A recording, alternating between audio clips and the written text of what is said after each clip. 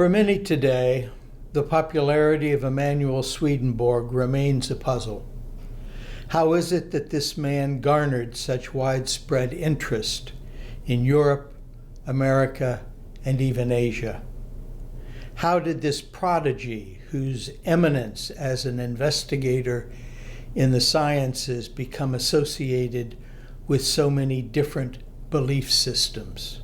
And I'm referring, of course, to Transcendentalism, Communitarianism, Homoeopathy, Osteopathy, New Age healing, psychology, spiritualism, Theosophy, Zen Buddhism, Pragmatism, Christian socialism, and the movement popularly known as New Thought. Indeed, almost the entire metaphysical tradition came under the influence of Swedenborg at one time or another. Why did this unpretentious and devout man resonate among so many Christians and non-Christians alike, unburdening them from ancient rituals and dogmas dealing with God's tri-personality, vicarious atonement, bodily resurrection, salvation by faith alone, and scriptural literalness? And finally, how and why did his writings resonate with secular reform, threatening to overthrow long-established systems of government? Before I get too far into the topic, permit me once again to remind you that as I have in my previous two lectures, that I am not a Swedenborgian. I am a secular humanist who, while a pronounced skeptic when it comes to otherworldly matters, I am nevertheless genuinely respectful of those who find comfort in their belief in a higher power. I have long admired the drama of the mind in its search for meaning, and the many different pathways of inquiry that have dominated the canon of our Western philosophical, scientific, religious, political, and cultural traditions. To put it in a nutshell, I am a sentimental disbeliever who sees good religion as good poetry, not to be taken literally, but aesthetically and imaginatively, provided it respects and protects the rights, duties, and aspirations of all. In this regard, I have the utmost admiration for Swedenborg for refusing to live in the closed universe of his day. Instead, he was forever breaching intellectual boundaries with bold new perspectives. He sought a type of wisdom that distanced himself from the sectarianism of his age by valuing the imagination and not the impoverished vocabulary of accepted notions. He was an extraordinarily gifted man in asking questions that turned on what it meant to be human, which is to say that his questions went to the very heart of the human condition. Rather than complacently accepting the reigning worldview, he drew from the discoveries of past and present scholarship to challenge, revise, and reinvent the religious and secular beliefs of his age. This is the legacy he left to his followers and what I most value in his writings. His beliefs focused on the common good, of love, and the notion of service. With ideas that were quite unorthodox, if not verging on the heretical, Swedenborg proposed a conception of the grand human, something unlike anything found beyond a few Christian mystics. His questions and responses forced proponents and detractors alike to reimagine the meaning of religion, belief, salvation, creation, evil, consciousness, freedom, and even God. His thoughts penetrated to the very roots of Christianity and the mystery of the divine economy, namely, God's actions to bring about the world's salvation and redemption.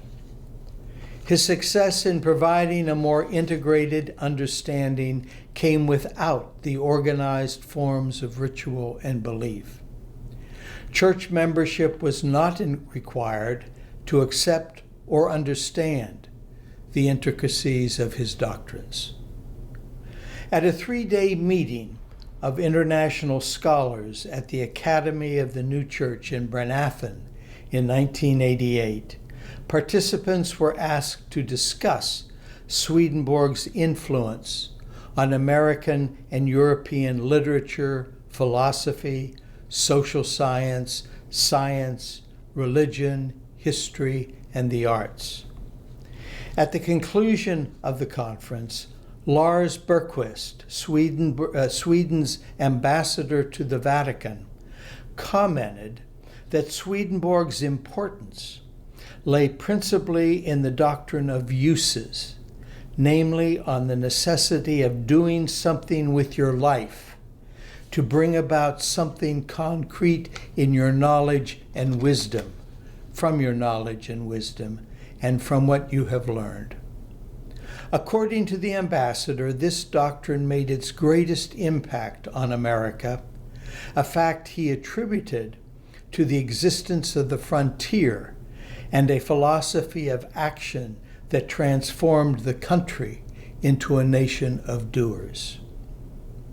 While I am not convinced of Dr. Bergqvist's frontier thesis, I did find that Swedenborg's doctrine of uses has long been embedded in American thought and culture, best understood in the competing worldviews of the nation's liberal and conservative traditions.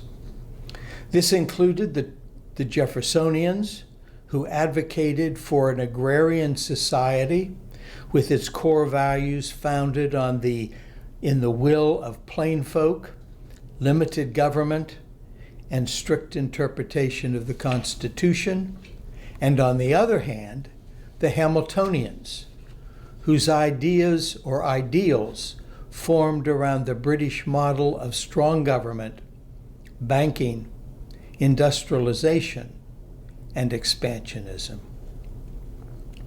During our nation's growth, evidenced in the raw statistics on immigration, urbanization, railroad expansion, steel production, episodes of boom and bust, and an ever-emerging middle class, these two competing philosophies often changed sides. To the extent this took place, a procession of ideas, dreams, plans, and projects crossed political and class boundaries in the nation's experiment with democracy. For Swedenborgian activists who operated within these two traditions, the doctrine of uses involved a commitment to energize the nation and its people by envisaging the possibility of a much-desired brotherhood of man. With sources deep in the American and European experience, these reformers set out to address the nation's problems with a combination of moral and social engineering that was Jeffersonian in rhetoric, but oftentimes Hamiltonian in method. The doctrine of uses, much of it explained in Swedenborg's Divine Love and Wisdom, published in 1763, held that all being was created from use, in use, and for use. So what does that mean? According to Swedenborg, uses were nothing but works for the neighbor, the country, the church, the Lord's kingdom. Whether done for selfish interests or for the benefit of others, they were acted out each according to that particular end perceived as good. Thus, each individual becomes a reflection of his or her choices. Each becomes who he or she is according to their choice of uses. Overall, Swedenborg's doctrine portended a new approach to Christianity. Being Christian no longer meant living with dogma and ritual. Instead, it meant a combination of service in the form of good works and renewed spirituality. While the Protestant churches continued to teach the culpability of the individual before God, that good works do not merit salvation, Swedenborgians urged a collective sense of guilt and responsibility, with redemption through practical activities such as revised penal codes, better treatment of the poor and insane, attention to the needs of Native and African Americans, improvements in the educational system, attacking political corruption, and making democracy less of an illusion. This is simply public duty in service for the common good. It is, in other words, making one's convictions public by using a combination of justice, empathy, bearing witness, and compassion for one's fellow man. The earliest period of social ferment in America, which occurred between 1820 and 1860, a period we commonly identify as Jacksonian Democracy, was best symbolized by an obsessive interest in reform, faith in the nation's exceptionalism, and an optimism that was truly American in its vision of a glorious future, or what was often identified as the city on the hill. In all aspects of its discourse, including man's capacity for moral improvement, advocates brought forth ideas of both a religious and secular nature that gave free rein to the imagination, and in particular, the desire to distinguish the uniqueness of man from the generality of humankind.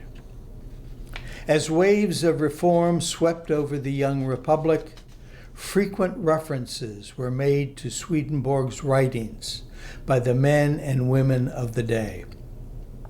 This included the novelist and poet Louisa May Alcott, newspaper editor Philip Freneau, abolitionist Lydia Maria Child, poet and activist Julia Ward Howe, and the philosopher and reformer Bronson Alcott.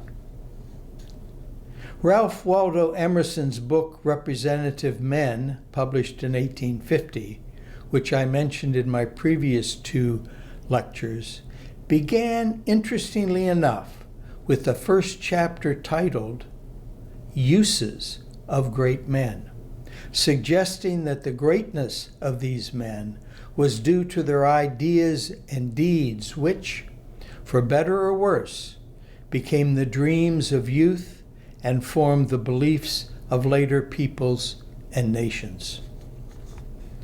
Besides influencing individual authors, philosophers, and statesmen, Swedenborg's doctrine of uses was also embedded in the utopian socialist project of Robert Owen in New Harmony, Indiana, in Laureysville and Cannon Phalanx communities in Illinois and Pennsylvania, the Brook Farm communitarian experiment outside of Boston, which transitioned from Transcendentalism to Fourierism and then to Swedenborgianism in 1844, and the several utopian communities in New York and California founded by Thomas Lake Harris, a Swedenborgian who sought to harness individual perfectibility in communities that he and his followers called the uses.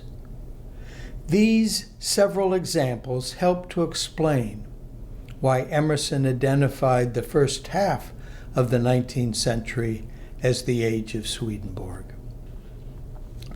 Those in the second half of the 19th century who found comfort in Swedenborg's doctrine of uses included the poet John Greenleaf Whittier, the theologian and philosopher Henry James Sr., who I discussed in my first lecture, the industrialist and philanthropist Andrew Carnegie, who grew up in a Swedenborgian household and built libraries so that the common man could raise himself up by his own bootstraps.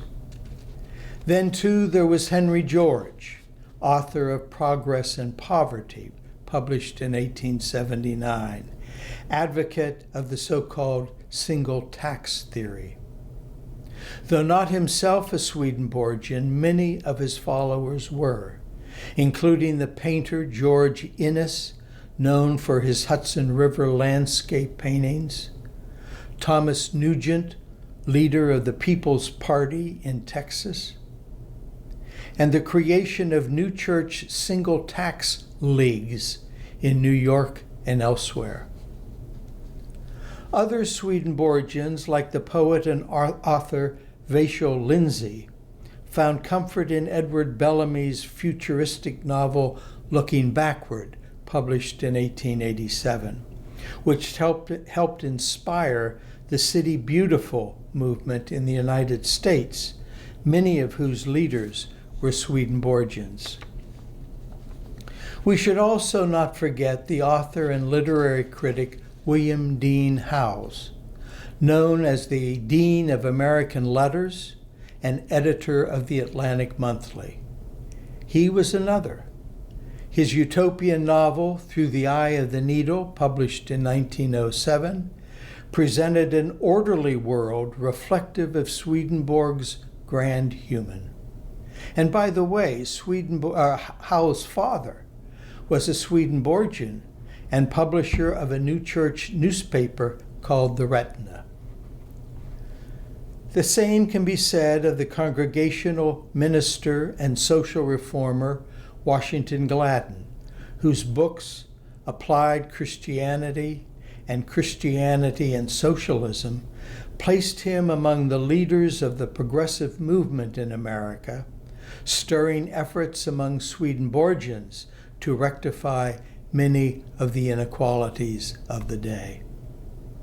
There was also the theologian Lyman Abbott, author of Christianity and Social Problems, and the Spirit of Democracy, who admitted to a strong Swedenborgian influence on his life.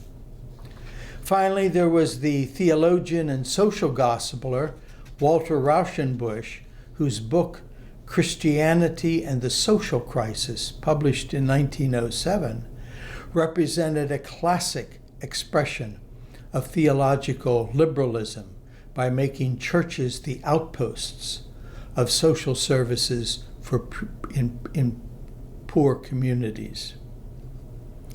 Despite these representatives of Swedenborg's influence, Clarence W. Barron, publisher of the Wall Street Journal, complained in 1916 that the new church had made little progress in the opening decades of the 20th century. After 100 years of existence, he felt that the ambitions of the Swedenborgians had subsided. While Methodists, Baptists, Presbyterians, and Episcopalians continued to thrive, membership in the new church had peaked and was now trailing downward.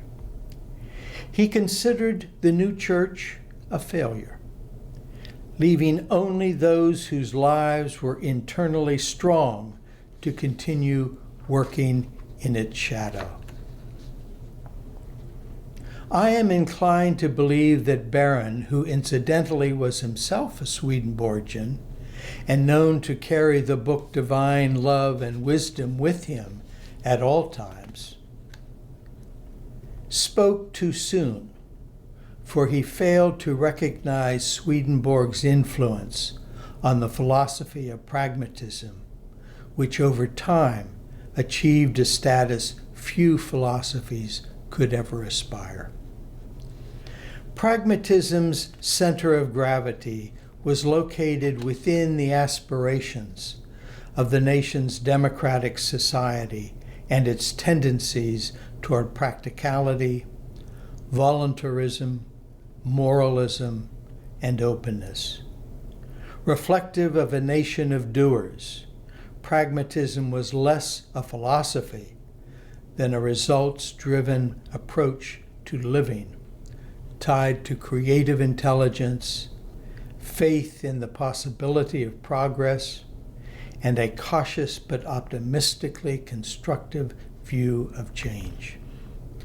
Pragmatism has meant many things in our popular culture, but in the main, it offers a theory of meaning, a cluster of hopes, including openness to a range of options, all latent in American optimism and sense of exceptionalism. Pragmatism assumed a central role in American culture long before it became an academically designated school of thought. Its proponents were less concerned with truth than its outcome, which was more or less uncertain. Instead of a world of declared absolutes, pragmatists sought by means of the scientific method to establish a form of inquiry involving observation, experiment, hypothesis, and reflective reasoning to identify the moral conduct of life in an environment of constant change. With the principle of natural selection slicing through the concept of design, there remained a stream of chance variations which man shaped, directed, and administered for individual and for collective purposes. What is oftentimes missed in discussing pragmatism is its connection to Swedenborgianism. As the late Harvard psychologist Eugene Taylor documented, both Charles Peirce and William James were admirers of Henry James Sr. and well-versed in Swedenborg's writings based on the contents of their personal libraries. We also know this from the records of books charged out to each from the Harvard Library and their personal correspondence and references in their published writings. This was particularly the case for William James, who, though unable to follow his father's spiritual journey into Swedenborgianism, demonstrated that his intellectual debts to his father far outweighed their differences. Over time, James drew closer to his father's conviction that there was a place in the world for the self-determinant individual to stand apart from the withering forces that captured the minds and wills of his generation. Father and son were drawn to Swedenborg's doctrine of uses, the former capturing it in the language of Christianity, while the son found it through a more secular vocabulary. James's articulation of pragmatic theory began with his 1898 address at Berkeley titled Philosophical Conceptions and Practical Results, which he later revised and published as Pragmatism, a New Name for Some Old Ways of Thinking, which was published in 1907. With this and subsequent publications, pragmatism earned a place in American philosophy. It represented a theory of knowledge based on the practical, voluntary, workable, and useful consequences of one's choices. Neither religious nor non-religious in its intentionality. It nevertheless favored religion, if only for its affirmative outlook on life. James humanized truth by making it an approximation. Truth is what could happen to an idea as the result of an individual's actions and social practices. There was no single comprehensive definition of truth, nor could there be. Rather than transcending experience, truth was mutable to particular situations. Pragmatic truths were time-dependent, related to degrees of probability, and worked if they led to beneficial consequences in experience. To understand James requires a thoughtful reflection on freedom, self, mysticism, ethics, and the nature of belief. On one side, James exuded an expansive, abstract, and technical self. On the other, a highly intuitive, experiential, and spiritual self. He charmed critics and acolytes alike with his command of information, his avoidance of verbal conflict, and his ideas, which were always meaningful in their consequences.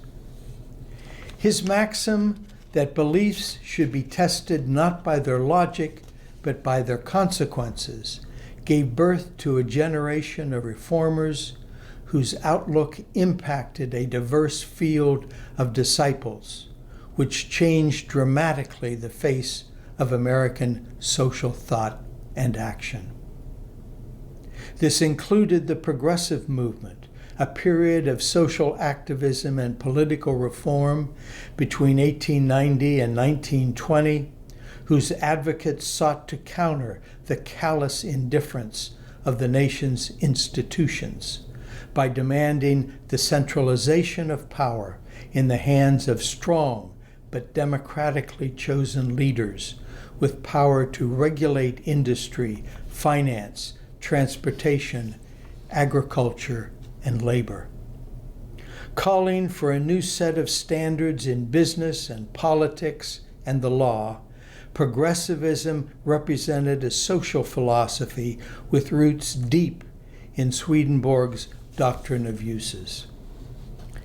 James's Will to Believe, which he published in 1896, was a book that Swedenborg would have appreciated, as it represented a defense of faith, not necessarily religious faith, in which the individual made a voluntarily adopted statement true or possible in the absence of certitude. It represented an act of consent, trusting to believe what appeared as a real possibility. By acting as if something was true, even with limited evidence, the individual could make truth happen. In a world of indeterminism, there was room for possibility and even probability. Writing in response to those who questioned any commitment to belief without sufficient evidence, James argued that in choices of great personal significance, it was far better to rely on intuition than to suspend judgment. He argued that if every good person decided to wait for certitude, stagnation would ensue. The willingness to believe more than disbelieve was the only practical approach to action. Perfection was the enemy of the possible. The commitment to belief signaled the logic of action, the choice to dare, and to risk the chance of failure.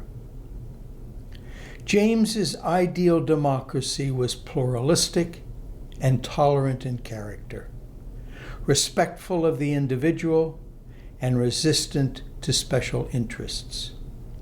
His vision of society was one drawn from his father's mixture of socialism, Fourierism, and Swedenborgianism.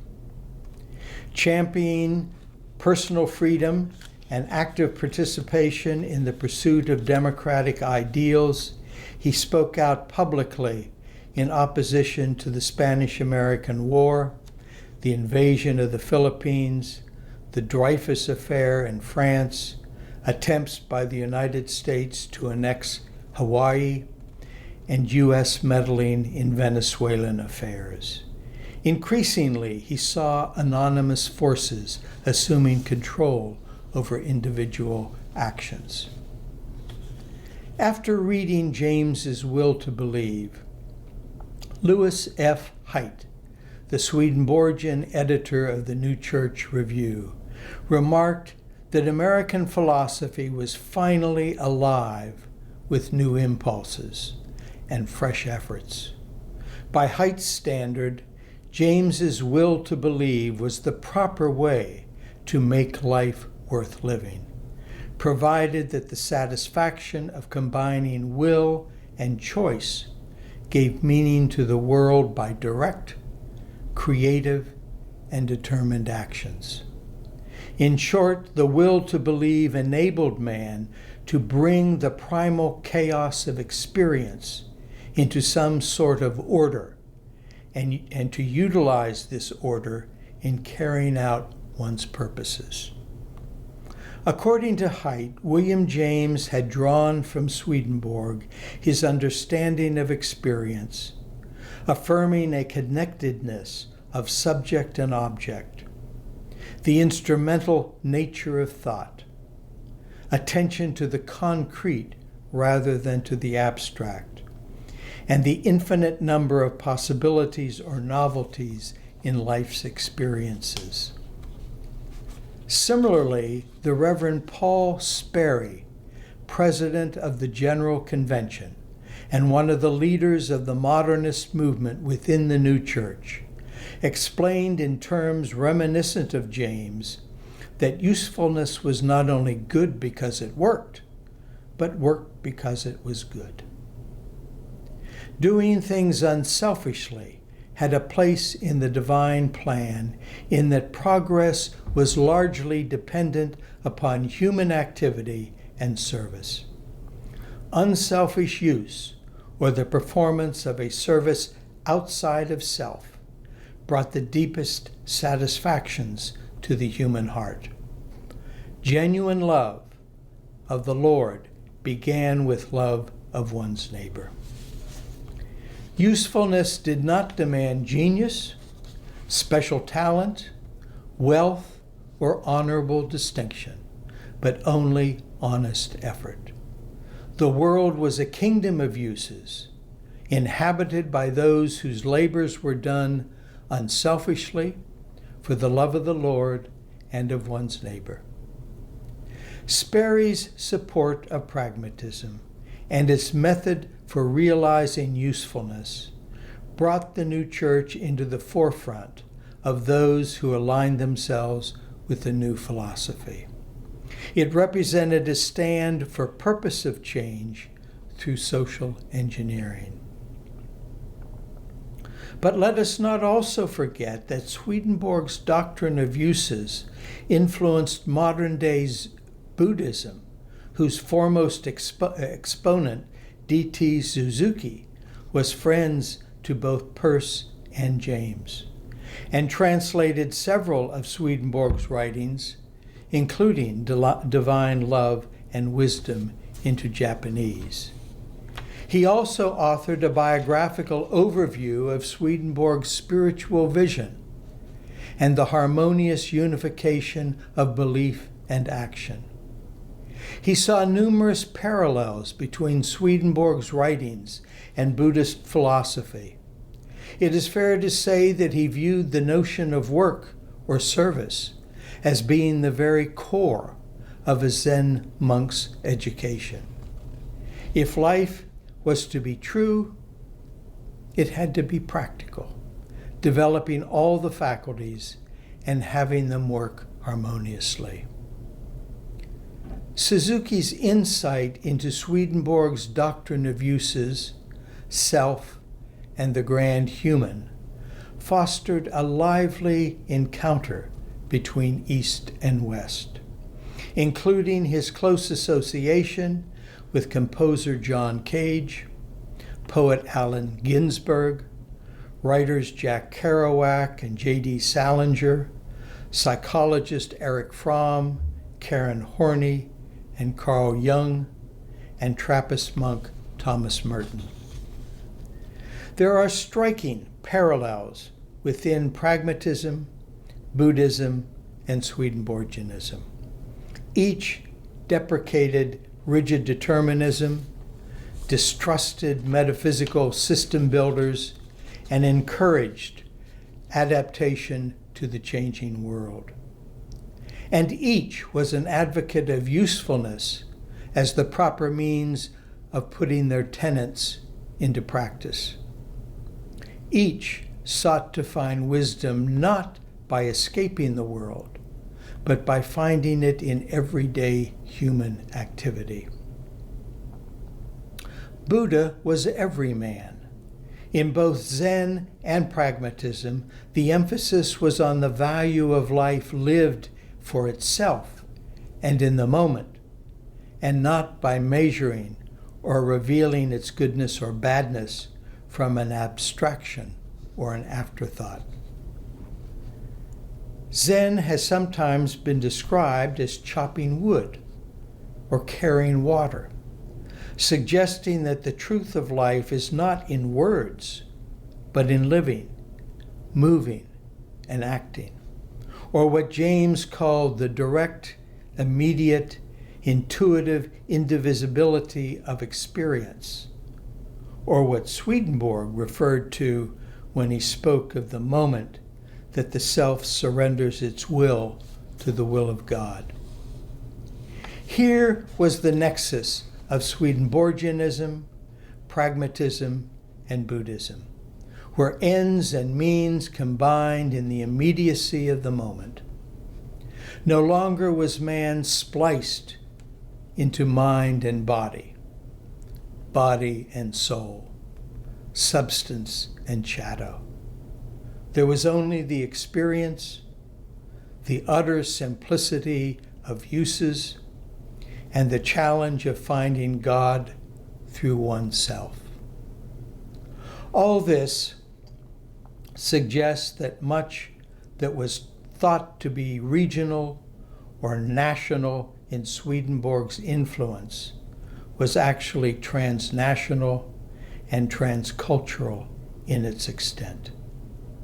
Swedenborg's conception of the universe, his contemplative insight, and his warm-hearted picture of humanity found admirers in Oriental cultures that recognize concepts remarkably like their own, almost as if Swedenborg and Buddha had spoken with a single voice.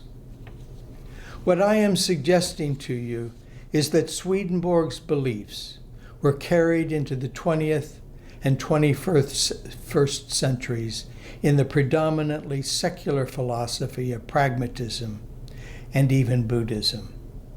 Both offered a hopefulness that beliefs were rules for action, that truth was an outcome of man's doing, and that democracy stood malleable to change. The world was a place of openness and possibility, where truth is an event inseparably bound to actions and the social practices that work.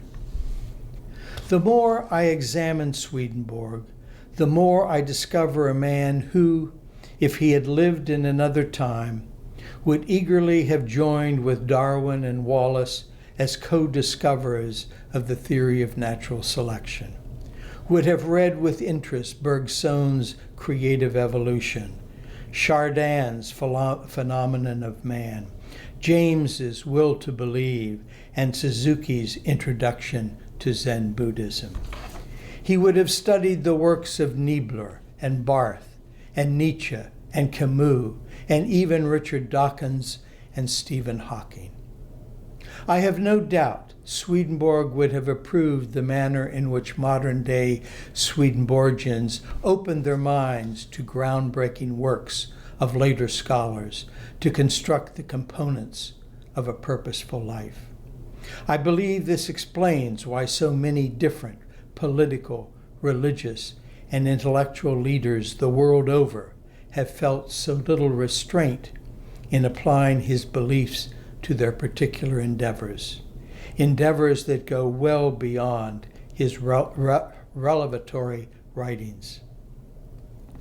With all this as his legacy, were I a Swedenborgian, I would consider myself belonging to no conventional house of Christian theology. Instead, my faith consciousness would encourage me to dispense with conventional formulations explaining life's challenges. I would pursue an antinomian path that welcomed discourse and was wide open to more radically altered options for addressing life's challenges. In my conversations on the human condition, I would be viewing my faith as a qualitative experience, motivating in me a desire to bring people together. My message would be one of guiding fellow humans to an awareness of society's obligations to all, but especially to the least among us. Essentially, I would be carrying my faith, my empathy, and imagination into public life in the hope of binding humankind together in grace. A view of life where transcendence spills beyond international boundaries to encompass a humanity that, irrespective of race, color, creed, or gender, is a reflection of Swedenborg's grand human. Thank you.